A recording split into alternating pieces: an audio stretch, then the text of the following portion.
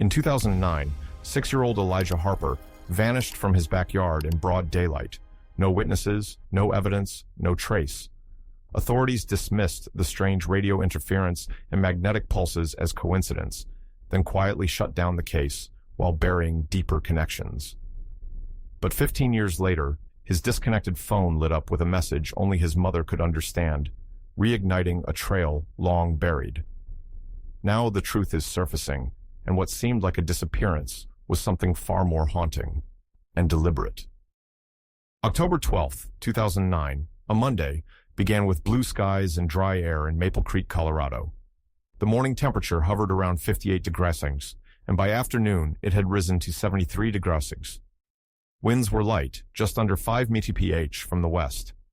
Nestled at 6,112 feet above sea level, the town was quiet, its pine-fringed ridgelines and gravel drives still warmed by the last breaths of autumn. At 3:07 p.m., Sarah Harper gave her son Elijah a gentle push out the back door. "Take Cooper out for 10 minutes, but don't go past the fence," she reminded him. The 6-year-old, clad in a red puffer vest and mismatched sneakers, laughed as the family's tan puppy bounded ahead. The backyard stretched 60 feet deep, ending in a low wooden fence. Beyond it, 2 acres of wooded buffer zone before the national forest began. Sarah placed a lasagna dish into the oven and glanced at the clock, 3:09 p.m. She opened her laptop at the dining room table. The back door was still slightly ajar. At 3:12 p.m., she called for Elijah. No answer. By 3:14 p.m., she had stepped out onto the grass. The puppy, Cooper, was whimpering near the fence, alone. There were no footprints in the soil, no broken boards, no rustling brush, no sound but the wind through pine. Sarah shouted, walked the length of the property, then shouted again, this time louder, panicked. The dog remained in place, trembling. At 3:18 p.m., Sarah Harper made the first 911 call. Transcript, 911 call, 3:18 p.m., Routt County Dispatch. Operator, 911, what's your emergency? Sarah, my son's gone. He was in the backyard. He's 6 years old. I turned around for 5 minutes, and now he's gone. He's just gone. Operator, ma'am, what's your address? Sarah, 1419, Ridge Hollow Road, Maple Creek. Please, I don't see him. Our puppy came back, but Elijah didn't. He wouldn't go far. Operator, I'm dispatching deputies and SAR teams right now. Do you see any signs of a struggle? Any open gates or strangers nearby? Sarah, no, nothing. It's like he vanished. I swear, he was just here. Operator, stay on the line. Help is on the way. At 3:24 p.m., the first patrol unit arrived. A deputy scanned the perimeter and made initial contact with Cooper, who barked once and then cowered behind the porch steps. The deputy noted no signs of forced entry, broken brush, or child tracks leading beyond the fence. A single detail stood out in his report. The backyard felt unnaturally still. By 3:35 p.m., a 3-mile radius was marked for preliminary search. Officers canvassed neighbors, checked crawl spaces, garages, vehicles. At 3:49 p.m., a request was made to ping Elijah's prepaid cell phone, a small flip phone Sarah had given him for emergencies. It returned no signal. 4:12 p.m., a second 911 call was made, this time from a neighbor, 1427 Ridge Hollow Road. She reported that her television reception and landline had gone dead around 3:10 p.m. Just fuzz and static, she said. And the dog started whining like it heard something I couldn't. Sunset in Maple Creek was 6:31 p.m. that day. By 5:12 p.m., 24 volunteers and 4 K9 units had arrived. The temperature began to drop sharply, down to 61 degrees, then 58 degrees by 6:10 p.m. And yet there was still no trace, no fabric, no blood, no prints. It was as if the backyard had swallowed Elijah whole. At 6:28 p.m., a ranger stationed at the southern trailhead radioed in with an unusual alert. Their compass had begun spinning uncontrollably during a sweep near the Harper property line. It returned to normal within 30 seconds. The search was suspended at 10:42 p.m. due to nightfall and increasing risk of misstep on uneven terrain. Sarah sat alone in the living room, staring at Elijah's tablet, still open to a paused episode of Wild Kratts. His juice box remained half empty.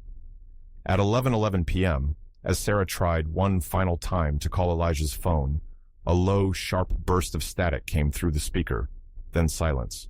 No ringtone, no voicemail, just 1 second of noise, and then nothing. He was here. I know he was here. 1 second he was laughing. The next, it's like the earth opened up and swallowed him. Sarah Harper, interview 2009, cliffhanger.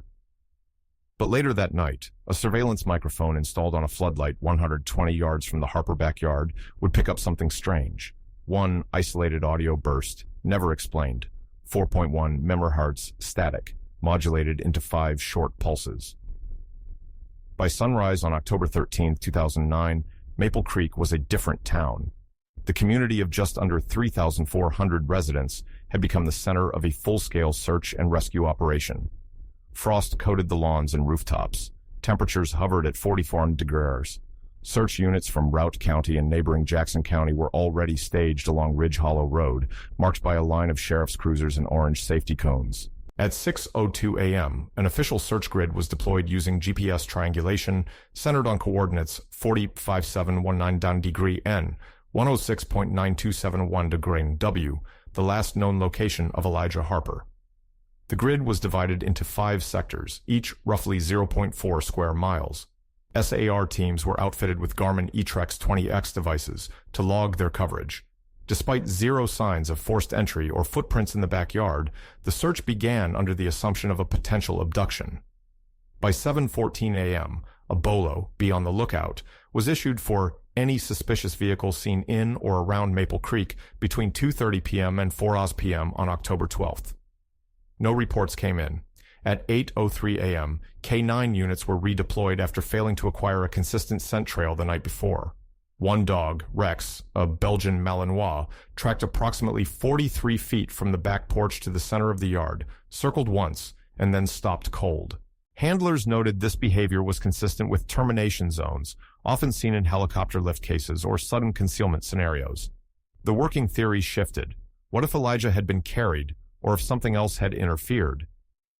By 9:30 a.m., command post logs show over 38 separate radio transmissions from patrol units, SAR teams, and forestry rangers coordinating searches along Mill Branch Creek, an adjacent waterway less than a quarter mile from the Harper home. Divers from the Colorado Swiftwater unit were placed on standby. At 10:22 a.m., Deputy Alan Briscoe reported a malfunction in his patrol radio. High-pitched oscillation followed by dead channel, he noted. His backup handheld unit resumed function only after he moved 200 feet east. At 11:07 a.m., the first news crew arrived, KRSC-TV from Steamboat Springs. They were quickly corralled behind a cordon, but captured aerial footage of Sector C, wooded and untouched. Volunteers in high-vis vests formed human chains, scouring the forest floor for fibers, toys, or personal items. Nothing. At 12:42 p.m., Sarah Harper was interviewed by FBI field agent Dana Morales, who had arrived from Denver. Sarah provided a full timeline, voice steady but thin. She recalled Elijah had drawn a picture that morning. A swirl in the sky and our house with a little arrow pointing into the woods. She didn't think much of it at the time. By 1:10 p.m., that sketch had been entered into evidence. Transcript, second 911 call. Neighbor, Evelyn Maher. Time, 1:36 p.m., October 13th. Operator, 911, what's your emergency? Evelyn, it's Evelyn Maher. I live 2 houses over from Sarah Harper. I was walking near the edge of their property and I found something odd. Operator, what is it, ma'am? Evelyn, it's an old radio thing, buried halfway. Wires coming out. I think it's military. Operator, can you describe it? Evelyn, it's got a metal plate, RMC-7. That's all I could see. It looked wrong. Investigators arrived within 8 minutes. The object was logged as unidentified analog device number 1 and marked for forensic analysis. Serial etched into side panel, RMC-7, DOD private node. The immediate area was cordoned off. By 3:44 p.m., DHS was notified.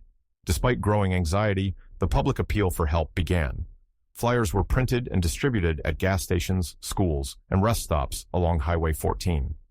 The missing persons bulletin included Elijah L. Harper, age 6, height 3.9, weight 42, lbs, last seen October 12, 2009, location 1419, Ridge Hollow Road, Maple Creek clothing, red vest, gray pants, black sneakers, distinctive, small birthmark under left ear. At 5:22 p.m., a private helicopter contracted by the Harper family arrived from Fort Collins and began a thermal sweep using FLIR Ultraforce 275 HD. It found no trace of Elijah. The sun dipped again behind the hills at 6:32 p.m. Sarah sat wrapped in a blanket beside the fire pit where Elijah had roasted marshmallows just 4 nights earlier. She held his drawing, the edges crumpled. At 7:09 p.m., a patrolman radioed in from Sector B. His voice was shaky, picking up faint rhythmic static on the car radio. It started when I passed the old ranger path. The frequency, 4.1 MHz. Again. Call to action. Comment. Hope if you'd never stop searching. Cliffhanger. At 8:16 p.m., a ranger sweeping the western ridge spotted something in a thicket. A small, torn, plush rabbit. Elijah's favorite toy, Benny. But when they scanned it for DNA, the results came back negative for Elijah. By October 14, 2009, the disappearance of Elijah Harper was no longer a local story. It was a regional emergency. Temperatures dropped to 38 degrees Celsius overnight. A cold front moved in from the west, bringing unpredictable winds and thin mountain fog that clung to the forest canopy. The search perimeter, originally mapped at 3 square miles, was doubled by 6 a.m.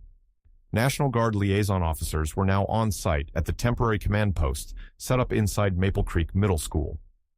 At 6:44 a.m., the FBI deployed a Kongsberg geoacoustic side-scan sonar system to begin sweeping Millbranch Creek and the small reservoir just northeast of town. Divers from the Larimer County Dive Team entered the water at 7:10 a.m. Water temperature, 51 degrees Celsius. Visibility, 2.4 feet. By 8:20 a.m., a flight team from the Colorado Civil Air Patrol conducted a low-altitude scan over sectors E and F using a Cessna 182T Skylane, tail number N138CP. The plane made 4 loops at 1,200 feet. No anomalies or ground movement were observed. But at 8:47 a.m., just after the third pass, the onboard operator reported an unexpected static burst on the aircraft's UHF radio, again at 4.1 MHz. Duration, 2.3 seconds. At 9:30 a.m., a mobile forensic unit reviewed footage from nearby homes. While most properties lacked cameras, one rancher, Dennis Murdoch, had installed a wildlife cam along a fence post facing his pasture, approximately 600 feet from the Harper residence. The cam captured 5 hours of footage, including motion alerts. One alert, timestamped 3:11:54 p.m., shows Cooper, the family puppy, sprinting toward the camera, then stopping suddenly. Cooper's ears perk. He whimpers once, turns, and bolts back toward the house. No child is visible, but 3 seconds later, a white pulse flashes across the left edge of the frame, like an arc of static or ionized light. The footage cuts out for exactly 13 seconds. When it resumes, the pasture is empty. Investigators reviewed the glitch frame by frame. One analyst noted electromagnetic blooming near the trees. Another found compression anomalies in the digital time code, as if it had been overwritten and then reconstructed. At 10:50 a.m., a helicopter from KRSC-TV returned for a second sweep. The news station's chopper, Echo 9, equipped with a Gyron 935 stabilizing gimbal, recorded panoramic footage of the expanding grid. The segment aired live at 11:04 a.m. Viewers, you're looking at one of the largest missing child searches in Colorado's recent history. Over 120 personnel, several helicopters, and advanced sonar gear are on scene here in Maple Creek. The town has essentially shut down to support this effort. Reporter Jane McCree, KRSC-TV. Meanwhile, volunteer turnout grew. Local businesses suspended operations to assist. Students from the nearby college arrived by the dozen, forming new search chains under SAR supervision. At 12:16 p.m., a lead investigator flagged a topographic issue. The woods behind the Harper house had been partially redeveloped in 2015, and new development had erased certain landmarks, now crucial to understanding the terrain as it was in 2009. Archived surveyor maps were pulled for comparison. Then, at 1:02 p.m., a shock discovery. A group of searchers in Sector D found an oddly uniform depression in the forest floor, 10 feet wide, perfectly circular, filled with charred pine needles and a ring of melted quartz. A tree at the edge of the circle bore burn scars 6 feet up the trunk. No lightning strikes had been recorded in the area in over 2 months. The depression was scanned with a FLIR T865 thermal camera. The results startled the tech. A residual heat signature remained, faint but traceable, 72 hours after the initial event. At 2:43 p.m., this area was sealed off. Homeland Security was contacted again. Teams were instructed to cease casual volunteer searches within 300 yards of the anomaly. By 4:00 p.m., the community mood had shifted. Some whispered that Elijah had been abducted by someone with non-human means.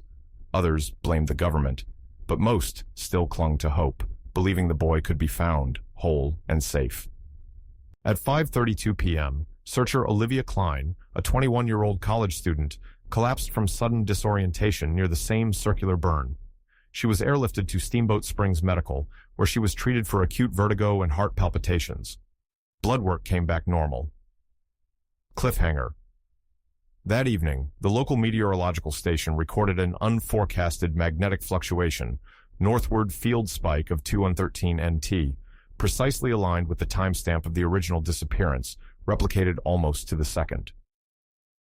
October 15, 2009, began with tension, not from the search crews, but from the cameras.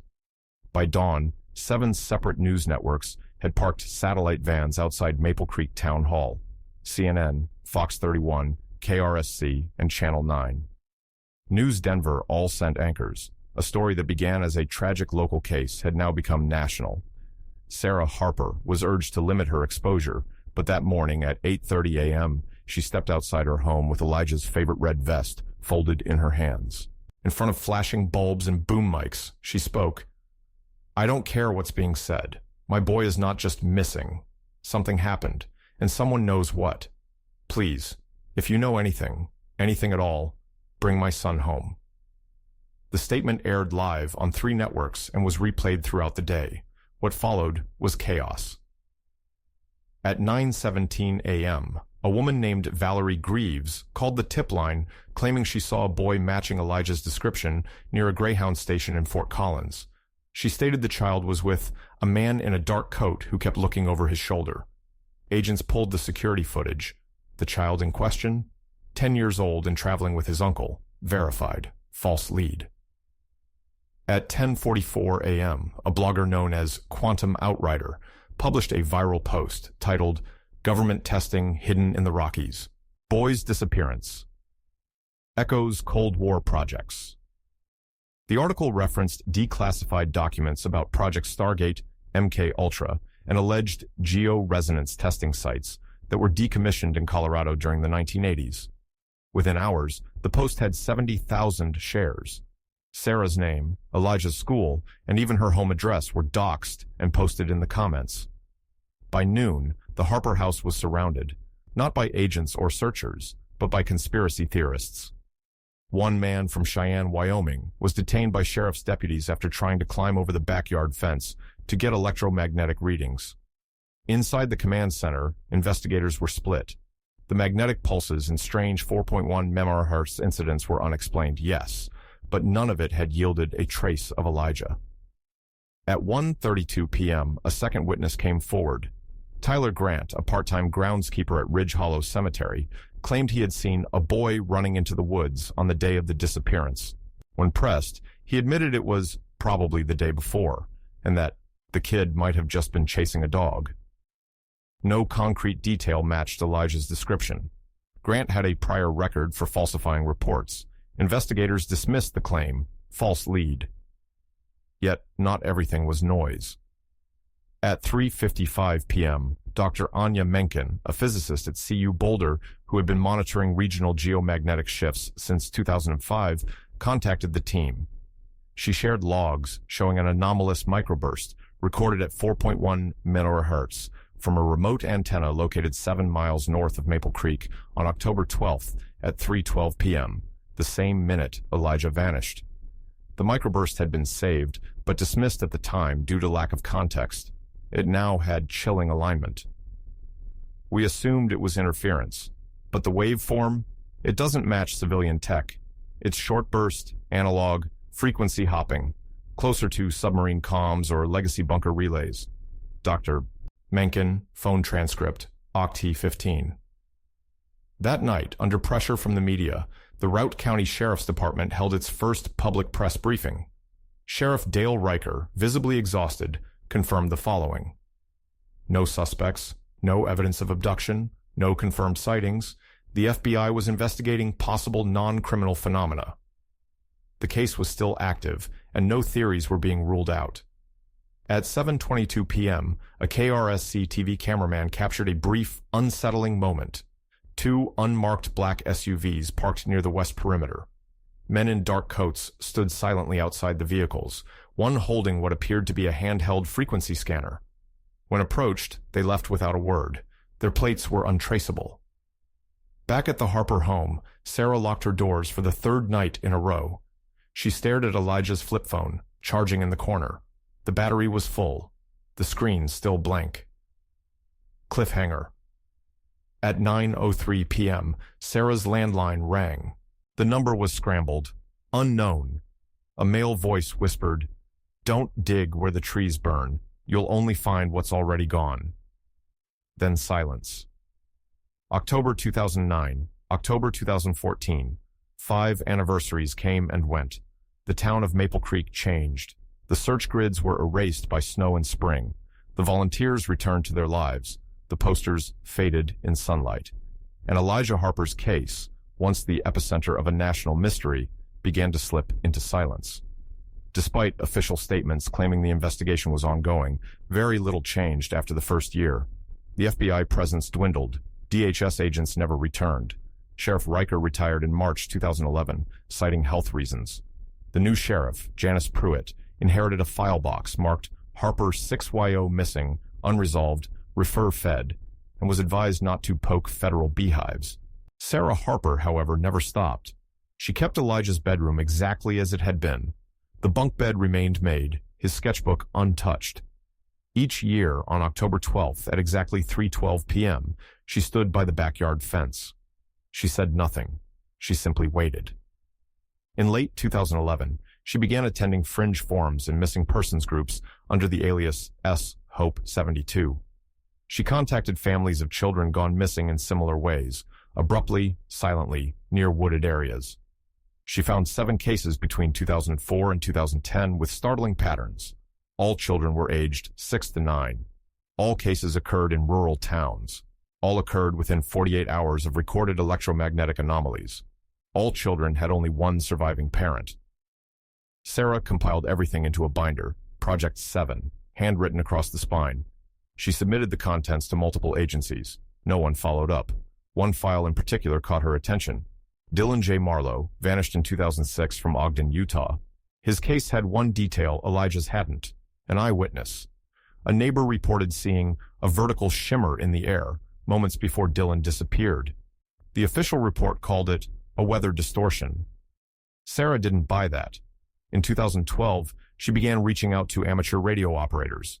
One group, based in Montana, helped her build a home receiver capable of scanning shortwave bands around 4.0-4.5 MHz. Every night, from 11 p.m. to 1 a.m., Sarah listened. Nothing. Static. Silence. Until December 3, 2013, when for the first time in 4 years, she heard something. Recording log. 12:03:13, 4.11 MHz, 11:54 p.m. Static. Days are longer here. I tried. I waited. Static. Sarah froze. The voice was faint, boyish, unfamiliar, but the cadence reminded her of Elijah's bedtime whisper. She replayed it 27 times. Audio specialists couldn't authenticate it, but couldn't dismiss it either. In 2014, the Harper residence was quietly added to a regional anomalous pattern list managed by the Colorado Division of Emergency Management, following a second burst recorded at 4.1 MHz from a ranger tower 5 miles east. But no action followed. The evidence began to decay. The burned tree at the forest edge was cut down by a developer. The circular depression, bulldozed. The transmitter marked RMC-7 was lost in federal storage. Elijah's case file was moved to inactive cold case status on October 19, 2014. Yet Sarah's hope never died. Every October, she sent the same message to Elijah's phone, which she continued paying for. "If you're alive, please let me know. I'm waiting." The phone never responded. The signal stayed dark. Until 2024. Call to action. Comment, "Find him if you believe cold cases deserve heat." Cliffhanger. On October 12, 2024, at exactly 2:17 a.m., Sarah's phone buzzed. The screen lit up. Sender, Elijah Harper's number. Message, "Hi Mom, I'm alive. Everything's fine. I'll be home soon." No location, no typing dots, no call option, just one line. The text changed everything. At 2:17 a.m., October 12, 2024, 15 years to the minute after Elijah vanished, Sarah Harper sat bolt upright in bed. The glow from her phone screen was cold and clean. "Hi, Mom. I'm alive. Everything's fine. I'll be home soon." She blinked. The number, Elijah's old prepaid flip phone, had been disconnected for over a decade. Yet here it was, sending a live text. Sarah tried calling. The line rang once, then, "This number is not in service." She tried again. Same result. By 2:31 a.m., she had screenshotted the message, forwarded it to local law enforcement, and submitted a digital report to the FBI's VICAP system. Within 48 hours, the Harper file was pulled from cold storage. Case status was changed from inactive to active, Fed notified. But the more investigators looked, the stranger it became. Data anomaly. Number 1. Elijah's number was officially deactivated in 2011. Carrier logs from Evercell Mobile show no inbound or outbound messages on that number since 2010. The October 2024 message does not appear in Evercell's back-end logs. Data anomaly. 2. Sarah's phone received the message, yet no bounce path exists. No location metadata, no sender registry. And strangest of all, no SIM currently exists with that number assigned. On October 16th, the FBI's cyber unit brought in Agent Alex Reed, a telecom and anomalies specialist who had previously worked on a little-known program called Project Phoenix. That name hadn't been heard in public since a brief classified budget mention in 2017. But internally, Phoenix was a ghost file, an experimental task force investigating a string of disappearances across 6 western states between 1999 and 2012. Nearly all involved children aged 6 to 9, with electromagnetic or radio anomalies reported within 24 hours of their disappearance. Reed arrived in Maple Creek on October 17th and immediately asked for raw signal data from the night of the message. Nothing had been recorded locally, but Sarah still had the phone. He asked to run spectral forensics. Results. Power signature inconsistent with any known mobile tower. Burst frequency measured at 4.102 MHz, low bandwidth, staggered. Modulation resembled Cold War-era ELF, extremely low-frequency communication protocols used to reach submarines and deep bunker systems. Whoever or whatever sent this, Reed said, wasn't using a phone tower. He requested archived thermal satellite imagery from the day Elijah vanished, October 12, 2009. After 3 days, the images arrived from NOAA's deep archive. What they showed stunned the team. At 3:12 p.m., a sudden thermal spike, localized 12° F above baseline, flared for exactly 13 seconds in the wooded buffer zone behind the Harper home. Coordinates 40 by 18 degrees N, 106.9264 degree W. The same coordinates where the burn ring had once been found. That area is now a cul-de-sac development called High Pine Estates. 10 homes stand there. No one remembers the scarred tree. No one knew what had been bulldozed. Agent Reed attempted to revisit the location. On October 21st, he was denied access by private security, despite it being a public development. That same night, his parked rental car was firebombed in a downtown lot. No license plates captured. Reed survived, but was hospitalized for smoke inhalation. 2 days later, he was removed from the case. Official memo. Conflict of interest due to prior Phoenix classification. Case reassigned. Sarah Harper was never contacted by him again, but the messages didn't stop. On October 26, 2024, at 3:12 a.m., she received a second text. I wasn't in your time. Days are longer here. I saw you in a dream. But now they're after me. We had a deal. I broke it. Again, from Elijah's number. Again, untraceable. She called it in. This time, Homeland Security took the phone. No further messages came. But the neighborhood changed over the next 3 weeks. Streetlights along Ridge Hollow began flickering nightly between 3:10 and 3:14 a.m. Garage doors opened without commands. Sarah's neighbors reported seeing unmarked black SUVs circling at odd hours. One man, Jeff Rollins, discovered a buried metal box under his tool shed, etched with RMC-7, DoD private node, do not relocate. It matched the transmitter Sarah's neighbor found 15 years earlier. Cliffhanger. On November 2, 2024, Sarah found one of Elijah's old home tapes, his third birthday party. She popped it into the player. At 0:14:42, the video glitched, static surged. Then a voice, older but still hers, whispered directly into the audio. They watched through windows, listened for patterns in the static. This wasn't a disappearance. It was an exchange. By early November 2024, the Elijah Harper case entered a second firestorm. Not through official channels, those had grown colder, but through a handful of independent analysts, cryptographers, and fringe physicists drawn to the story after Sarah's second message leaked online. A viral Reddit thread in our Unresolved Mysteries, titled The Maple Creek Signal, We're Looking in the Wrong Direction, gained traction after a user named E. Fourier. Wake posted a cleaned-up waveform of the 4.102 MHz signal.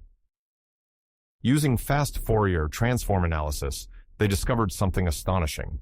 The pulse structure contained 13 repeating harmonics with decaying tails, mirroring theta band brainwave frequencies, typically recorded during deep REM sleep. The user concluded, this is not a beacon, it's a carrier, and it's resonating with human neural patterns. Others were skeptical, until backup came from a team at Cal Poly Pomona, where a group of grad students had been building a ground-penetrating LiDAR prototype named Sleuthray. On November 8th, they offered to scan the High Pine Estates cul-de-sac under the guise of a utility mapping demo. At 11:04 a.m., the scan began. Operating at 40 Hz, the Sleuthray unit transmitted light pulses beneath the surface down to 12 feet. Initial returns showed normal construction substrata, gravel, rebar, soil. But under lot number 14, at approximately 7.9 feet, the beam encountered a non-reflective void, a perfect hemispherical cavity 4 meters wide. There were no building plans for such a structure. At 11:22 a.m., a sub-operator noticed rhythmic RF interference spiking each time the scan passed over the cavity. Frequency? 4.1 MHz. The crew was asked to leave the site. Within hours, a cease and desist arrived from the property management company. Meanwhile, Sarah's phone, returned to her in a sealed bag, had not received a new message. But her old desktop computer, long disconnected from the internet, began emitting short static chirps from its speaker at odd hours. A local tech volunteer logged the signal. It corresponded precisely with the same theta harmonics found in the Reddit waveform. At the same time, a storage clerk at the Root County Evidence Depot contacted investigators anonymously. He reported a strange discovery. An old, unmarked Sony Hi-8 camcorder was found in a mislabeled Harper evidence box. When played, it showed brief footage of Elijah in the backyard just minutes before his disappearance. But at 00:03:51, as Elijah moves toward the trees, the footage fractures, overlaying what appears to be frames of other locations, other people. Not overlay errors, cross-cut sequences. The angle and time of day remain the same, but the background changes. Desert, tundra, urban ruins. A video analyst reviewed the tape and concluded it had undergone frame substitution from a multi-layered source. Something impossible for consumer gear of the time. He stated, "This looks like feed layering, not edits. It's as if multiple versions of the same event bled into each other. A bleed-through." Back on Reddit, user Fourier Wake released a second thread, this one attempting to synthesize the 4.1 MHz waveform into audio. The result? A modulated signal resembling a child's voice slowed to 20% normal speed, saying, "I waited, I saw you, I'm still waiting." Sound engineers tried to verify its authenticity.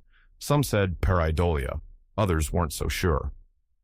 By November 15th, Sarah Harper was approached by two former members of Project Phoenix, retired telecom engineers working privately. They offered a theory. The RMC7 nodes were not transmitters, they were gate stabilizers. The anomalies weren't random, they formed a pattern of resonance at child-specific biorhythms. And the signals weren't being sent to the missing children, they were being sent through them. Sarah asked one question: where would he be now? One of them answered, "Not here, not exactly." Cliffhanger. That night, Sarah opened Elijah's sketchbook again. On the final page, in faded pencil, was a drawing she didn't remember. A circle with jagged edges, a stick figure standing inside. And underneath, in a child's handwriting, "Mom, you have to see the other side." The breakthrough came from beneath the surface. On November 18th, 2024, a private exploratory contract was quietly approved by an unnamed federal liaison under the pretense of infrastructure safety. The team selected was Vanth Deep Systems, a Denver-based geotechnical group with military clearances. Their specialty? Remote access evaluation of subterranean voids. The objective? Survey the anomalous hemispherical cavity discovered beneath Lottinger 14 in High Pine Estates, previously identified by the Sleuth Ray LiDAR pass. Vanth would use a custom-built ROV crawler with integrated sonar, magnetometer, and analog RF capture gear. Codename, Operation Blindwell.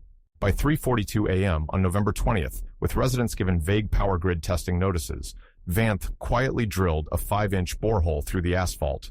Depth, 8.1 feet. The crawler, Unit ROV-09F, nicknamed Sybil, was inserted and activated. Log, Vanth ROV Crawler, Unit 09F, Operation Blindwell. Start time, SO 3:48, 19 a.m. Operator, A. Homestead, depth 8.1 FT, orientation, north, SO 3:48:47. Sybil enters cavity, temp inside, 59 degree, warmer than surrounding soil. SO 3:49, SO 3, ground reads fused, no visible dirt, subsurface appears vitrified. SO 3:49:18, magnetometer spiking, 147 MT, well above expected baseline. SO 350 SO2, analog RF signal begins, 4100, 4703 MHz, modulating. SO 350 44, audio begins transmitting. Transcription follows. Audio, 4.1 MHz, radio stream. Don't belong here, kept the rules, until the dream. Broke the silence, saw her. They watch inside patterns. I couldn't hold it.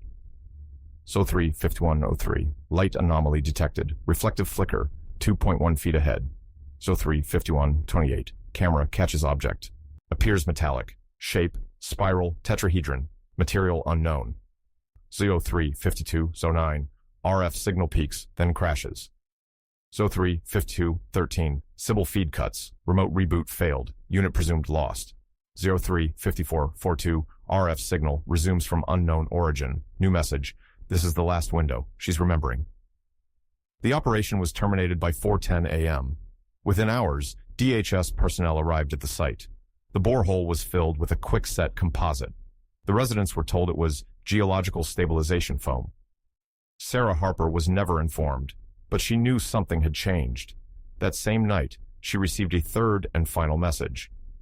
I tried to come back, but I'm in between now. They see me when you look. The message vanished within 30 seconds. Screenshot attempts failed. The screen recorded nothing. By November 22nd, Sarah received an anonymous envelope, no return address. Inside was a single thermal paper readout, 4.1 MHz, modulated pulse pattern, location stamp, Maple Creek, Ridge Hollow, Nov 20, 3:51 a.m. on the back, a handwritten note. He's in the bleed layer, find the anchor.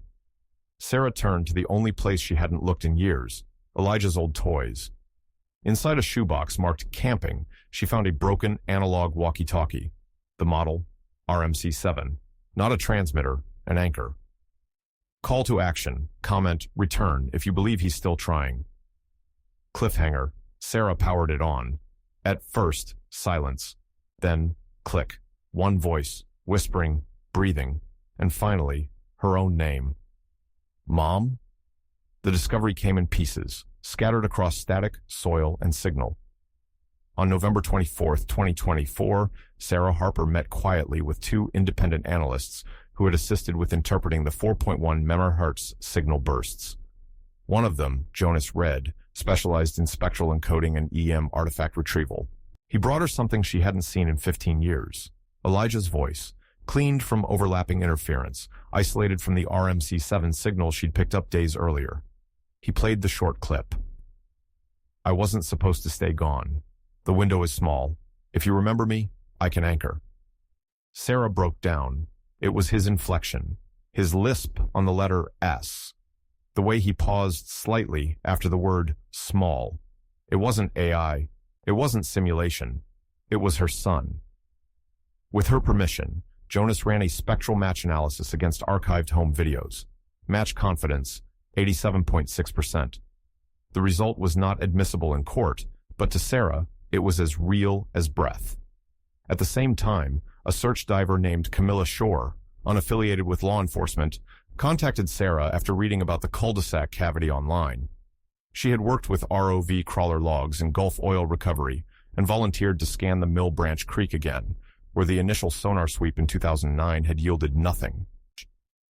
Using a Blue ROV 2 heavy configuration, rated for precise maneuvering and equipped with a Tritech Gemini 720 IK multi-beam sonar, she initiated a pass on November 26th.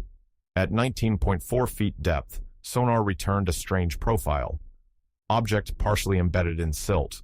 Non-organic, rough dimensions, 10 inches x 6 inches. Thermal emission, 1.6 degrees Celsius, warmer than ambient water. The ROV's arm retrieved it. It was a black box, matte finish, no brand or labels, only a carved series of glyphs on one side. Inside, cushioned in foam, was a plastic lunchbox, red, with the faded image of the magic school bus. It was Elijah's. Sarah confirmed this from a photo she had taken a week before he vanished. He had drawn a star in blue marker on the front lid. The star was still there. The latch still broken the way it had been when he dropped it in the driveway. Inside, a Matchbox car, 2 Lego minifigs, a folded napkin with a note scribbled in child's handwriting. I miss you. Time is slow here. But I remember your smell. It was written in blue ink, aged, stained with moisture, but intact. The handwriting was confirmed by a forensic analyst. 92% probability match with Elijah's first-grade writing samples. Sarah asked a simple question. Where had it been all this time? Camilla had an answer. Judging by the silt layer and position, it wasn't in that creek in 2009. It was placed there much more recently, within the last 6 to 8 months. Meaning, someone, or something, had brought it back. The box was sent to a lab in Denver for further testing. Preliminary spectroscopy revealed unusual polymer aging, not consistent with time passed in this environment. The plastic showed signs of high-frequency resonance fatigue, something normally seen in materials exposed to vibration or wave compression in low-gravity simulation chambers. The napkin contained another surprise. A trace of skin oil was found on one corner, enough to extract a partial DNA profile. It was male, juvenile. The mitochondrial markers matched Sarah's. Cliffhanger.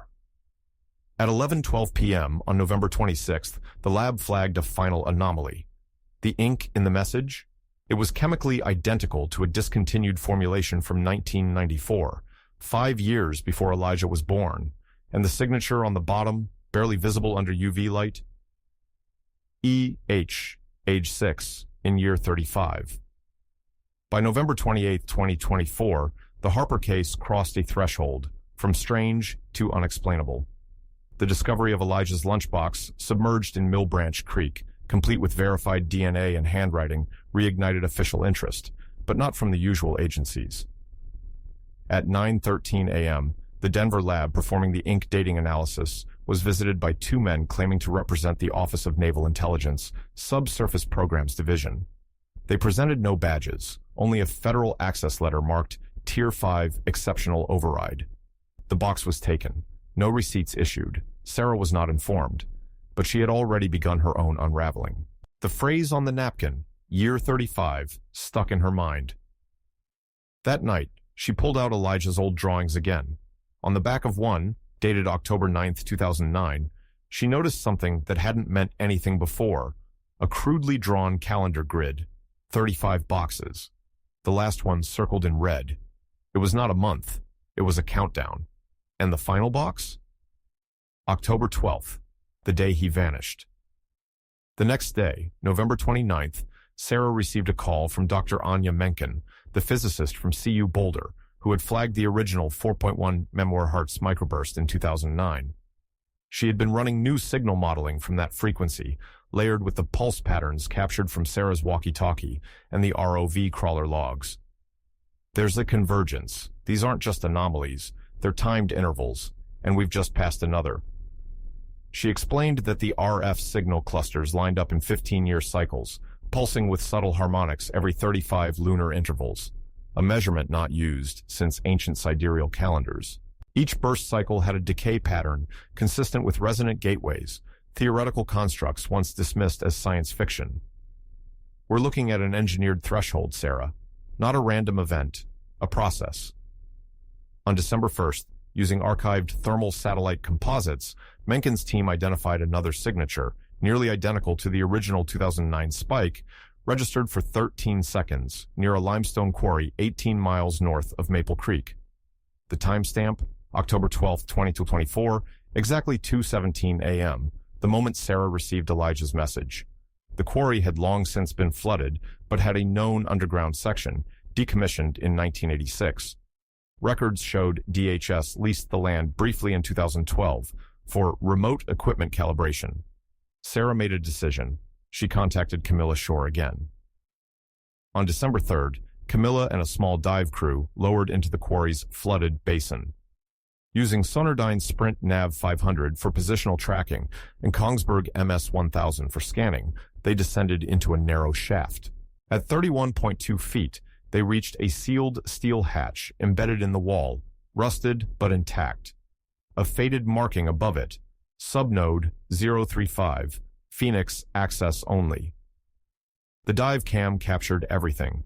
As they approached, the sonar began chirping, high-pitched, compressed pulses in intervals of 5. The door vibrated once, then clicked. It opened 3 inches before jamming. Inside, blackness, total and unlit. But as the ROV pushed its lights inward, a brief image was caught on camera, frames that analysts would dissect for days. A room, metal walls, and writing on one side, a child's handprint, and beneath it, scratched into steel.